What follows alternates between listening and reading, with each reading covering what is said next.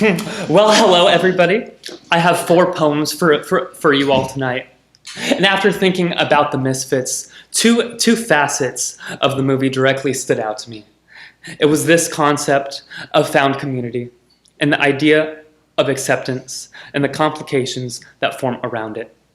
As a stutterer, these are both concepts that I have struggled coming to terms and feeling comfortable with. These poems explore this relationship to found community and when to accept yourself and when to know what not to sacrifice. This first poem serves as an introduction to me and the world that I inhabit. This is a guide to reading a stutterer. There are a couple of things you need to know about how language crunches in the mouth. Treat words like volatile things. Letters are like chemicals. What else do you think would happen when you combine them?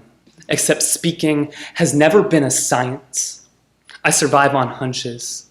The mind becomes everything the words won't. Multiple times a day, I must make a choice of perception. Words can be rest points. Reliable when you can depend on the pronunciation, but like is an explosive with the wick lit. Either choice will blow in the face, taste of gunpowder in the mouth, spiced by friction.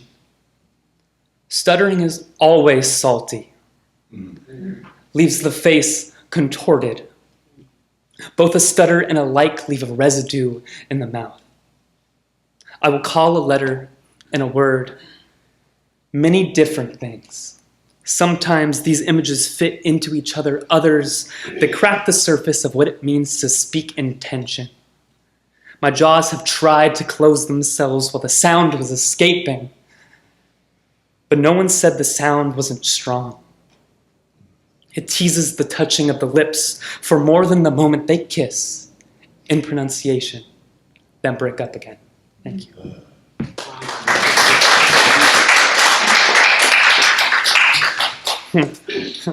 This next poem is a type of conclusion or some kind of update to my own quest for community. Its struggles and why something so common can feel so illusory. This is something like an oral history. I learned that I couldn't fight my stutter in the same gloomy city that I had learned to resist it. When I stuttered, my jaws clench around the word, tightening at the base of their connection. The first time that I was in a room with others who stutter, I learned that the jaws can relax around the word. As it shakes the jaws, the feeling is more automatic than forced. It's a strange feeling to have the mouth gently chew a word. Over and over, the action and assumed force, that was the first time my stutter felt toothless. I don't often smile when I'm speaking. That afternoon, I couldn't help myself. Told my parents about it.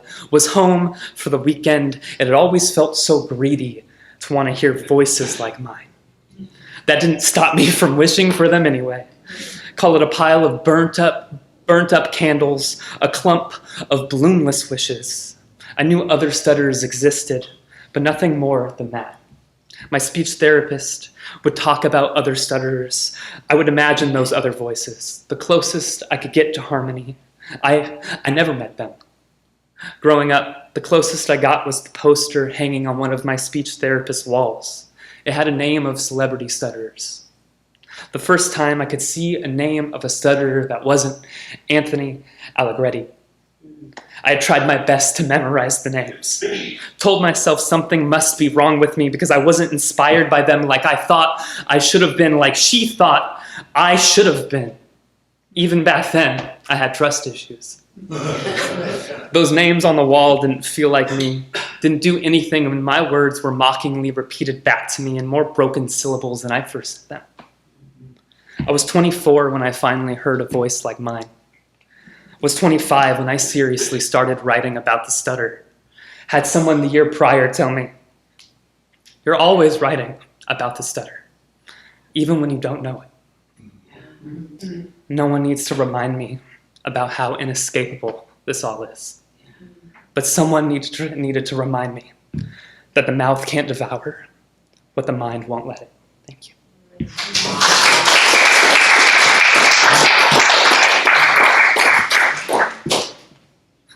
The complications of the character Rosalind, because of the actions of the others that she cared about, was something that struck a chord with me, as well as the sacrifice of Perse and the implication of the ending of the film. When do we know that somebody is worth sacrificing for?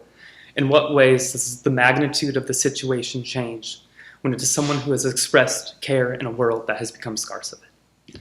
This is metamorphic. Tell me nothing, and I will find a way to doubt myself. Fear lives in damp places like empty pauses. It's easy to imagine things full if you know the shape of the container. I imagine the inside of my head like a cavern.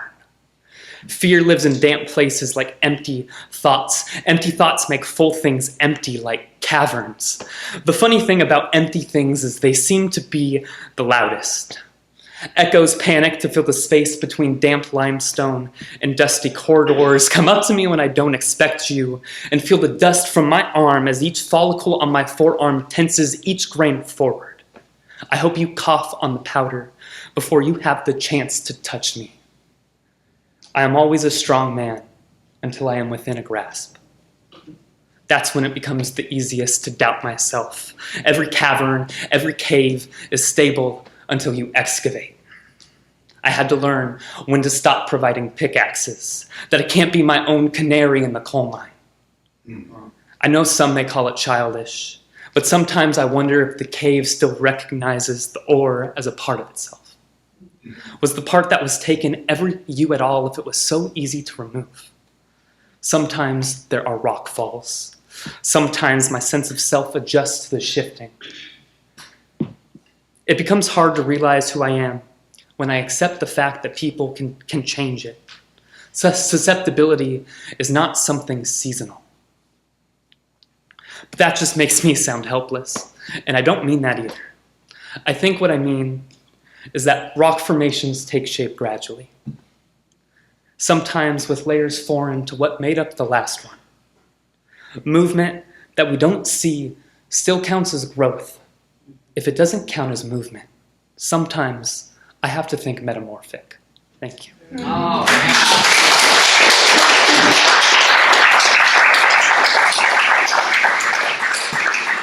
Alrighty, and this last piece is the most direct tie to the film and serves as a way of speaking what it means to me and what I can more directly take from it. This is Like Wild Horses. There's something about breaking that can resurrect. Something about comfort and how it tastes sweeter when it trickles down like honey. We're all supposed to go at some time. But that doesn't mean we all go the same way. That doesn't mean we're all prepared. There's a difference between accepting lonesome and living through it. The funny thing about a flaw is how they lead us to other ones. A weakness is something like a microcosm in uncertainty. It takes a greater current to jumpstart the heart in a direction opposed to fear. I imagine Perse unconscious in a back alley. Rosalind's tears washing over him, baptizing him in attention, in care. I think of his hand shaking around each knot, around each captured Mustang's hoof, and I think of every woman who has called my stutter beautiful. And I wonder if it's a weakness that I can't forget a single one. I catch myself thinking that if they loved my voice, if it felt like a privilege to hear each sound twice, and I would hold on to that person, sometimes tighter than I should have, because in the moment the sounds bounced from their tongues and poured over their lips. I was perfect. And who would fault me for sacrificing myself for a taste of perfect? And I was not a strong enough man to accept that things changed because I was a strong enough man to accept that things didn't. The good things change, the bad things don't. Reach an age where you can't discern and everything appears as gray. I know the fault lies with me and my perception, but it's easier to swallow words than risk speaking shards. To believe that the way the words fell from the mouth was something that I had control over.